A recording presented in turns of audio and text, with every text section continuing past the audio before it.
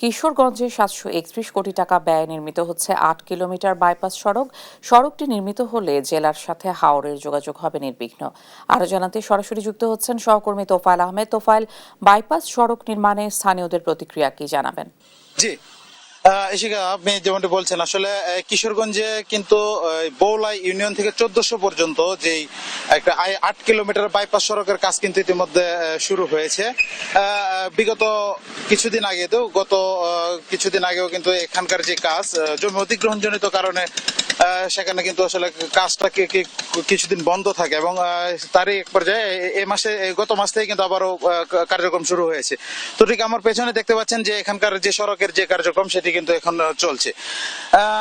এই সড়কটি আসলে কিশোরগঞ্জ জেলা শহরের সাথে হাওরের যাতায়াতের যেই ব্যবস্থা সেটি নির্বিঘ্ন করতে 2019 সালের অক্টোবর মাসে 731 লক্ষ টাকা ব্যয়ে 8 কিলোমিটার বাইপাস সড়কের নির্মাণ কাজ কিন্তু হাতে নেওয়া হয়।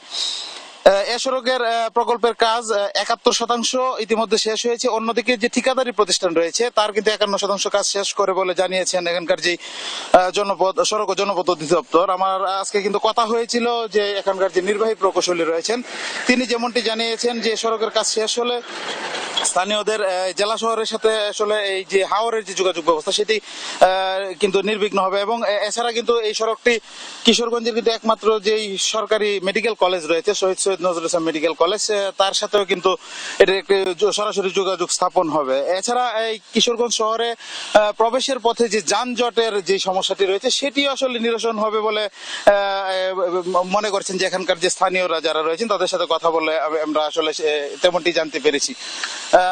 এছাড়াও কিন্তু সড়ক ও জনপথ অধিদপ্তর যেটি জানিয়েছেন সবকিছু ঠিকঠাক থাকলে কিন্তু এবছরেই এই সড়কের নির্মাণ কাজ কিন্তু শেষ হবে বলে আমাকে জানিয়েছেন। তো এই ছিল মূলত কিশোরগঞ্জ থেকে আমার কাছে সর্বশেষ তথ্য। তোফায়েল, অনেক ধন্যবাদ আপনাকে।